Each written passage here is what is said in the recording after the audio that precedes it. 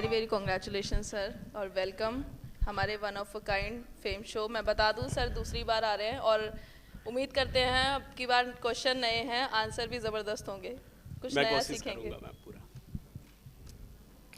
पहला क्वेश्चन है सर आपसे, आपके नज़रिए में डायरेक्ट सेलिंग का परसेप्शन कैसे चेंज होगा? ये बहुत ज़रूरी है ना परसेप्शन चेंज करना अपना, तो कैसे चेंज होगा सर? इन शॉर्ट मैं आपसे जानना चाहूँगा।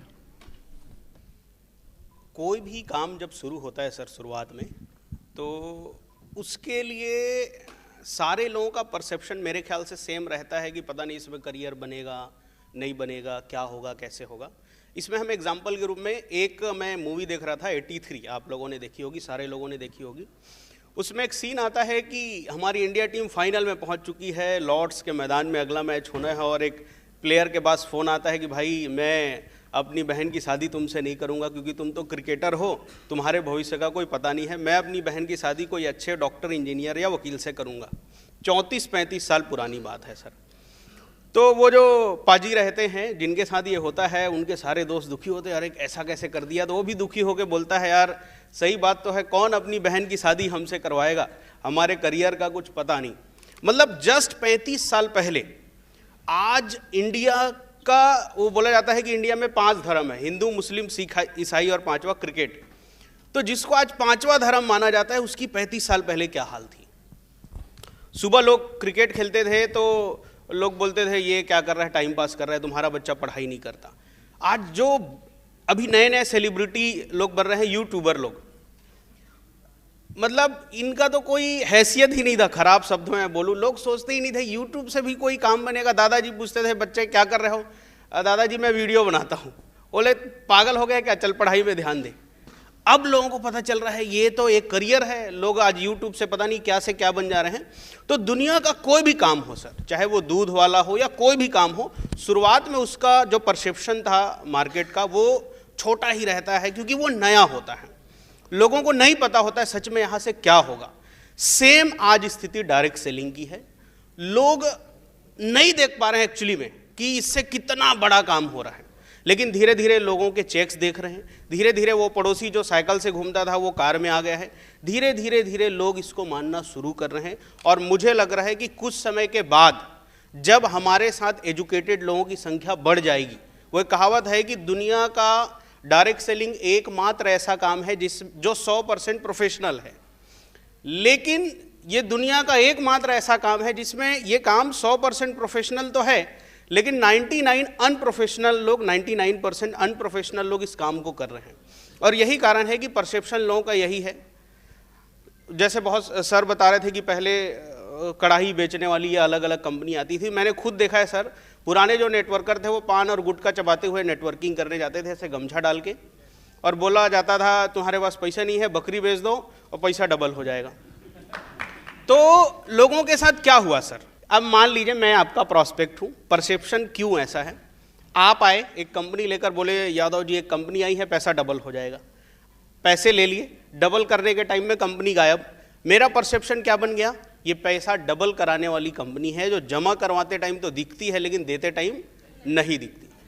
आप दूसरी कंपनी लेके आए, आपने बोला भाई ये जोड़ने वाला काम है, आपने मुझे जोड़ा और उसके बाद आपका और मेरा राम राम हो गया, पता ही नहीं चला आप कहाँ हैं मैं कहाँ हूँ।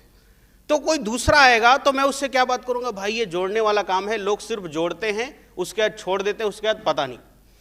अगर आप मेरे पास आए, आपने दुनिया भर के वादे किए और आपने एक भी नहीं निभाया, अब मेरा परसेप्शन क्या बन गया इस काम को लेकर, ये सिर्फ वादा करने वाली कंपनी है, पैसा लेते तक वादा की जाती है इस काम में, उसके बाद निभाई नहीं जाती। लेकिन अब क्या हो रहा है सर, जैसे जैसे हम सारे लोग वादा करेंगे और निभाएंगे, तो लोगों में जिस प्रकार से भगवान श्री कृष्ण के अनेकों नाम हैं, उसी प्रकार से डायरेक्ट सेलिंग का जो अनेकों नाम बन गया है, जोड़ने वाला, लूटने वाला, फंसाने वाला, जिस दिन एक नाम हो जाएगा कि most promising industry in India, कि यहाँ भाई जो भी लोग आते हैं और वो जो बोलते हैं वो निभाते हैं, उस दिन मुझे लगता है परसेप्शन चेंज होगा।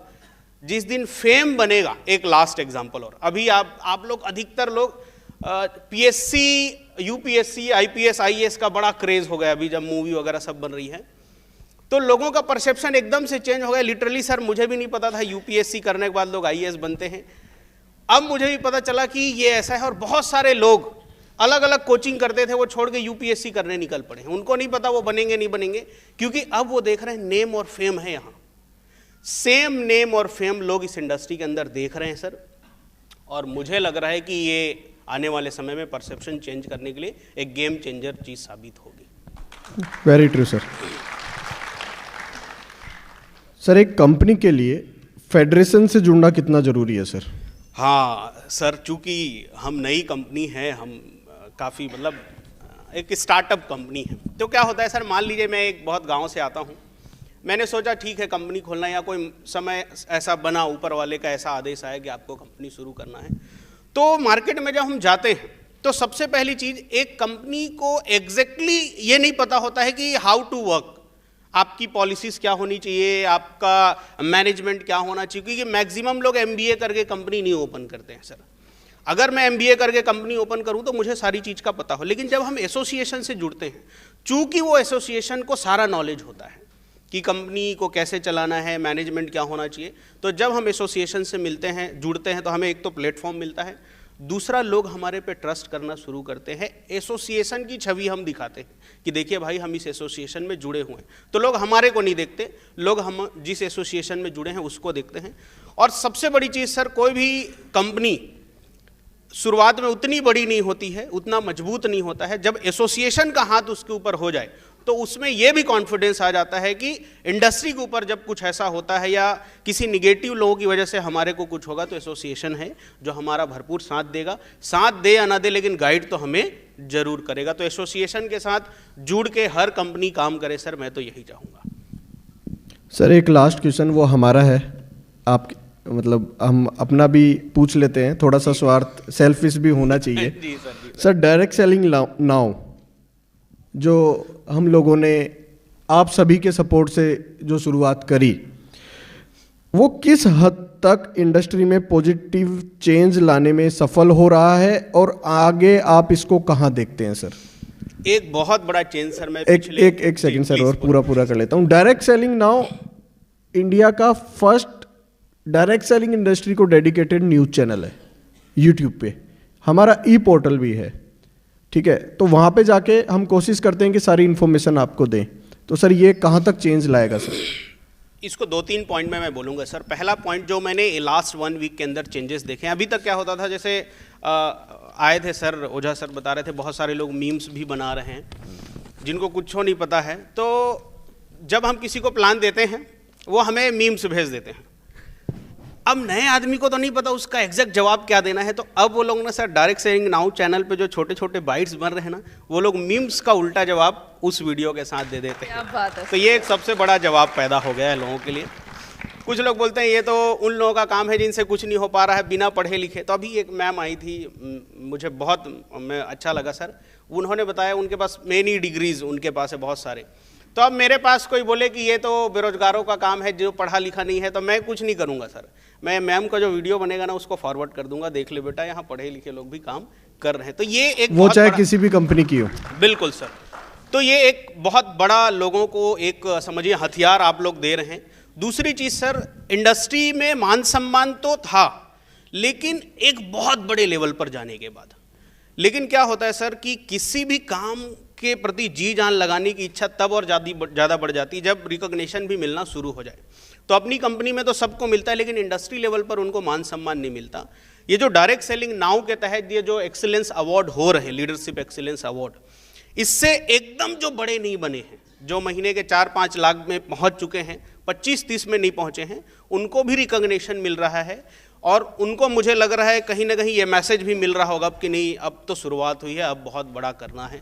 तो एक बहुत बड़ा प्लेटफॉर्म है सर, और मैं आपसे ये वादा कर सकता हूँ कि इसको हम बहुत आगे तक जाने में हमारी जो भी मदद होगी, हम जो भी कर सकेंगे वो जरूर करेंगे। Thank you very much sir. एक सर मैं बात इसमें ऐड ऑन करना चाहूँगी कि जैसा आपने बोला कि मैं क्लिप फॉरवर्ड कर दूंगा, ये बिना सोचे कि ये मेरी कंपनी की है, तो ये खूबसूरती है डायरेक्ट सेलिंग नाउ की, ये एक साथ लेके आता है डिस्पाइट ऑफ द फैक्ट हम किस कंपनी से बिलोंग करते हैं।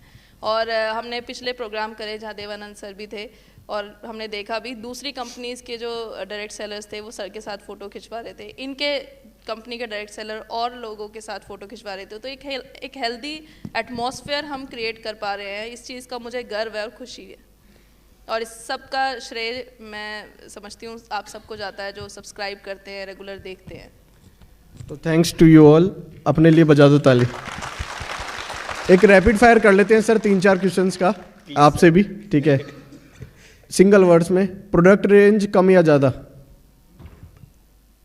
इसको सिंगल वर्ड में मैं नहीं दे सकता सर।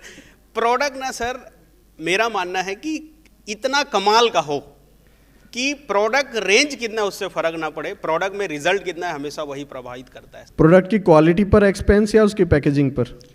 क्वालिटी प्लस पैकेजिंग दोनों जरूरी सर, इसमें मैं एक को नहीं सर चुनूंगा। एक चूज करो रैपिड फायर की, फिर एक अब इसमें प्रायोरिटी पे कौन सा है? तो दोनों प्रायोरिटी पे हम क्वालिटी को रखेंगे सर जरूर। सर यहाँ पे फंसने वाली बात नहीं है, आप समझिए नहीं, हो सकता है आपका अलग सोचने का तरीका है, नरपत जी भी हैं, मनीष जी हैं, उन लोगों का अलग तरीका हो, तो हम तो सर एक डिसाइड ऑडियंस करेगी सर। सही है, क्वालिटी जरूरी है सर। यार तुमने तो सारे सवाल मतलब फंसाने वाले भी रख दिए हैं। सही है सर। एक मैंने और कहा था सीरियस होने वाला है हमारा शो। ट्रेनिंग फ्री होनी चाहिए, चार्ज होना चाहिए, या अचीवमेंट या ऑफर पे बेस होनी चाहिए?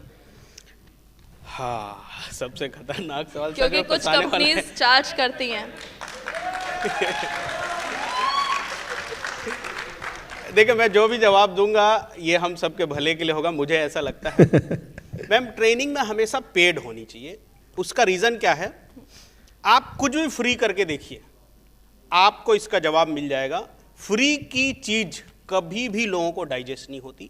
फ्री की चीज अगर आप लोगों को देंगे ना मैम, तो वो हमारे छत्तीसगढ़ में, मैं छत्तीसगढ़ से बिलोंग करता हूँ, तो हमारे यहाँ 3 रुपये किलो में चावल मिल जाता है और फ्री में गुड़ शक्कर दुनिया भर की चीज़ें मिलती है। तो जो डायरेक्ट सेलर ऐसे बैग लेके घर से निकलते हैं, जो मजाक उड़ाने वाले होते हैं ना, ये देखो करोड़पति जा रहा है, या हमारी जो माताएं बहनें कहीं मार्केट जाती है तो उनको जो मजाक उड़ाने वाले होते हैं, ये वही लोग हैं, क्योंकि उनको सब फ्री में मिल रहा है तो वो करेंगे क्या। कोई भी चीज़ फ्री में सर लाइफ को ट्रांसफॉर्म नहीं कर सकती, वो हमेशा पेड होनी चाहिए। बिजनेस प्लान ज्वाइनिंग ओरिएंटेड होना चाहिए या repurchase based? Business plan ma'am हमेशा टर्नओवर पे होना चाहिए। कि अब मान लीजिए किसी कंपनी में ज्वाइनिंग में है, एग्जांपल मैं बता सकता हूं मैम, तो रैपिड फायर थोड़ा रैपिड फायर जल्दी जल्दी। हाँ। मान लीजिए ज्वाइनिंग बेसिस में है हमारी कंपनी में, 5,000 की ज्वाइनिंग है। मैं सर के पास गया प्लान लेके, अब मैं इनको ज़्यादा से ज़्यादा प्लान कितने का बताऊंगा, 5,000 का। मेरे में क्षमता है 5 लाख के प्रोडक्ट बेचने का, और इनको 5 लाख के प्रोडक्ट की ज़रूरत है। अगर प्लान टर्नओवर बेस हो तो मैं इनको प्रोडक्ट बताऊंगा, फिर लास्ट में हम इनकी बिलिंग करेंगे। हमें भी नहीं पता वो प्रोडक्ट का बिल कितने का होगा, तो मैंने अपनी काबिलियत के हिसाब से प्रोडक्ट बेचा, सर ने अपने ज़रूरत के हिसाब से प्रोडक्ट लिया, और मेरा कमीशन मैं जितना टर्नओवर दिया उसी हिसाब से बना। बहुत सिंपल बिजनेस हो जाएगा इसमें। Thank you sir. तो रीपर्चेज बेस्ड? रीपर्चेज बेस्ड होनी चाहिए। ठीक है सर। यूनिक प्रोडक्ट होना चाहिए, कॉमन? ये लास्ट क्वेश्चन है हमारा कि हाँ। कोई यूनिक कंपनी को यूनिक प्रोडक्ट लॉन्च करना चाहिए, या जो कॉमन चल रहे हैं मार्केट में उसी तरह का प्रोडक्ट लॉन्च करना चाहिए? देखिए इसमें सबसे बड़ी बात यह है मैम कि किसी भी कंपनी को लगातार बढ़ते जाना है तो प्रोडक्ट में इनोवेशन बहुत जरूरी है। क्योंकि प्रोडक्ट में इनोवेशन नहीं होने से क्या होता है, प्रोडक्ट कॉपी हो जाता है। क्योंकि ये तो कॉपी करने का ही इंडस्ट्री है, हम खुद ही सिखाते हैं आप कॉपी करिए। तो क्या होता है कि एक तो यूनिक हम उतना ज़्यादा नहीं कर सकते कि हम चंद्रमा से अश्वगंधा लाए हैं, ऐसा तो हो नहीं सकता, अश्वगंधा तो यहीं का होगा।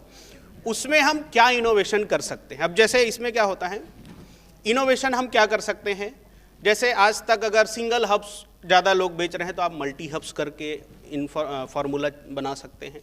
तो प्रोडक्ट में इनोवेशन बहुत ज़रूरी है। एक यूनिकनेस, मान लीजिए आप इंडिया से लहसुन बेच रहे हैं तो आप जर्मनी से लहसुन लाके उसमें इंग्रेडिएंट डाल दीजिए ताकि प्रमोट करने के काम आएगा। हमारे सेल्स टेक्निक सिखा रहे हैं मतलब सबको ना।